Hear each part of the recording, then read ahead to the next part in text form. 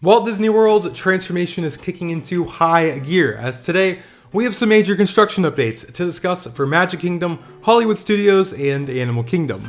What's up YouTube? Drew here. I figured the best way for me to come back is with a big construction update video. So if you guys are not subscribed yet, make sure to subscribe. We are on the road to 15,000 subscribers. And like I mentioned, next year and in the years ahead, so much to discuss in the world of Disney parks and beyond. So subscribe if you haven't already. With that being said, let's get to it. Starting off at Animal Kingdom, the milestone I've been waiting all year for has finally happened. Encanto has gone vertical. Walt Disney Imagineering announced this on Instagram with a first look at the work happening on site, and these steel beams being installed right now are massive. This is going to be a big attraction with a lot of physical environments. I actually went over to Animal Kingdom a couple hours after and I watched the giant crane on site installing more of these beams. So by the time Imagineering posted that video, it was outdated. That's how quickly the work is moving here. And that's also because this attraction is on a very tight schedule, as it's opening by the end of 2027 alongside the entire Tropical America's Land. I know it's on a tight schedule because that actually goes back to D23 in 2024 when Josh D'Amaro and Bruce Vaughn were on stage. Whenever Josh first announced that 2027 opening, Bruce Vaughn kind of had a panicked look on his face. They were kind of joking about no pressure on delivering an entire 11-acre area in just a couple of years with this entire reimagining of Dinoland. So they have a lot of work to do in a very short amount of time. But what I will say is that in recent years, we've seen Disney make a lot of business decisions with their construction times, spreading construction costs out over fiscal quarters, as it looks better from a shareholder's standpoint. But going forward, we're not going to see that as much anymore because there's so many things going on, especially with this new fiscal year beginning. And also the fact that I think a lot of people forgot that Mickey and Minnie's Runaway Railway over at Disneyland, a massive show building that was also built during the pandemic with all these restrictions in California, that attraction was built in less than 900 days. And again, that's a big ride. So yes, Imagineering has a lot of work here to do over the next 2 years, but these plans have been locked in since before August at D23. Now all they have to do is build. This is a classic Fantasyland style ride. They know what they have to do. That vertical construction is a fantastic sign as we head into 2026. We're gonna get to see the casita and the building from the park. I found a spot in the park to share all this stuff with you guys. So subscribe here. Again, if you haven't already, I'll be covering this attraction because I'm so excited for it. And also follow me over on Twitter, Instagram, TikTok, Facebook. I'll have more short form content out in the years ahead for this entire land and all the projects in the works. Starting off at Magic Kingdom, as we have discussed many times here on the channel, undergoing its largest transformation in the park's history. Disney is calling this an expansion. I will call it a transformation, as we saw the closure of Sawyer Island and the Rivers of America to be replaced by the new Cars area, Piston Peak National Park, and the Disney Pavilions Land.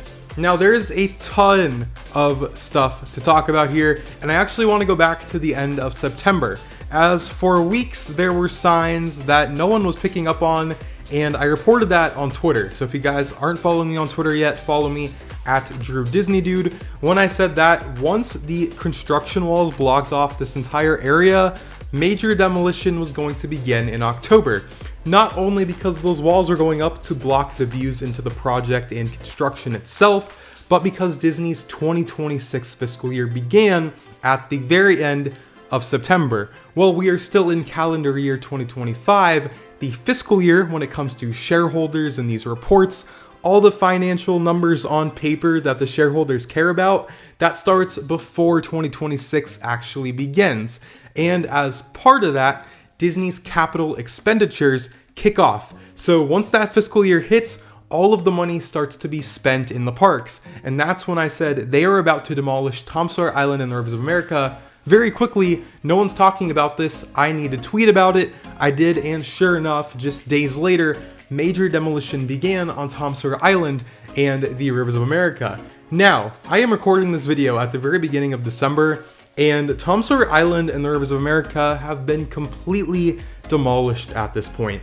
The only thing left is dirt that was pretty much sitting underneath the structures, and the trees, and it is definitely surreal to see this, as personally, I've also said this many times before, I loved the Liberty Bell riverboat. It was a perfect escape from the crowds at Magic Kingdom, so to see that gone in such a short amount of time, and knowing that in 2026 we're going to see that major vertical work begin on these new areas, and then in a couple of years actually go back to the spot, but it's completely transformed, is crazy to think about. It's one of those things where I was like, I'll believe it when I see it, but now looking at these aerial pictures, it is gone. They worked very quickly here, and I do think that is partly because of that fiscal year, like I mentioned. So big update over there at Magic Kingdom. Tom Sawyer Island at the Rivers of America, completely demolished. Moving on over to Disney's Hollywood Studios, we have two major updates here. I'm going to start off with the Monsters Inc. suspended coaster in Monstropolis. If you guys missed it, I have official confirmation. The name of this land is Monstropolis, which makes perfect sense. But the coaster itself, suspended coaster with a vertical lift in the load station as we go into the Laugh Factory and fly around. I am very excited for this coaster. It has reached a major milestone as the foundation is now being poured. Now, this makes perfect sense. Let me explain. The fact that this coaster is being built on a cast member parking lot, there really isn't a lot of work that these crews had to do to get to this point. They ripped up the parking lot, they did some piping, all of the foundation is now going in, and now in the months ahead, we're gonna get to see that coaster track installed to the point that it's gonna be fully visible from both the parking lot and in the park itself. Not only does this make the construction time much quicker, it saves Disney millions of dollars as well, and also the fact that there's nothing to spoil with this coaster. Immediately after it was announced at D23 last year, there was a full 3D printed model of this coaster, so they were kind of showing us exactly what we're going to be experiencing. Earlier this year in March at South by Southwest, we got an animatic of the load station. There's literally nothing to hide here. It is a very straightforward, explanatory coaster. We are going into the door vault, we are having fun, they are collecting our laughter. So by saving Disney millions of dollars, it gets the attraction open quicker. There's nothing that they have to hide because all of the final theming elements are going to be done anyways after it's all enclosed. But yes, we will be able to see the coaster layout when it's installed. That track should be going in sooner than later in the months ahead. I am very excited for that, and once that happens, I will be at Hollywood Studios often to try to hopefully get videos of them actually lowering the track in place, but only time will tell. Now, a little bit of speculation here on my end. I am hoping that this land opens by the end of 2027.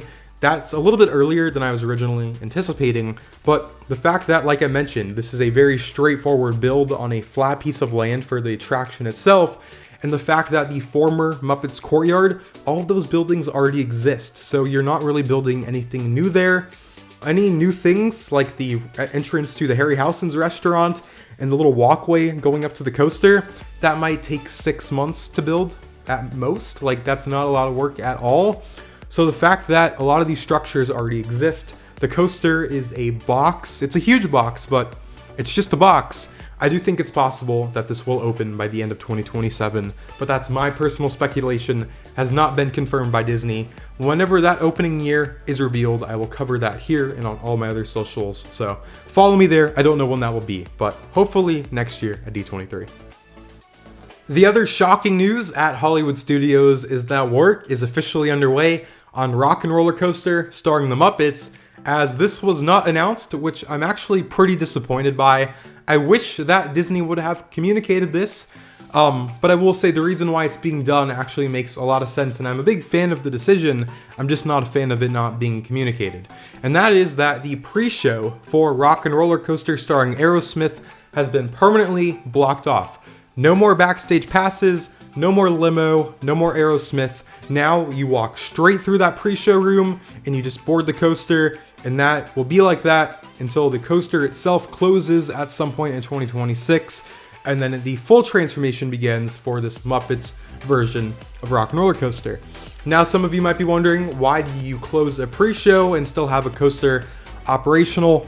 Well, this allows Walt Disney World to keep the coaster operational through the holiday season with Christmas and New Year's and allow as many people to ride this version of the attraction as possible, as Hollywood Studios is already suffering with capacity. Like we just talked about, Muppets Courtyard and Muppet Vision 3D are gone, so that capacity is now being pushed elsewhere. Also, the fact that Animation Courtyard is undergoing its transformation as well. So all of that capacity is now being pushed out.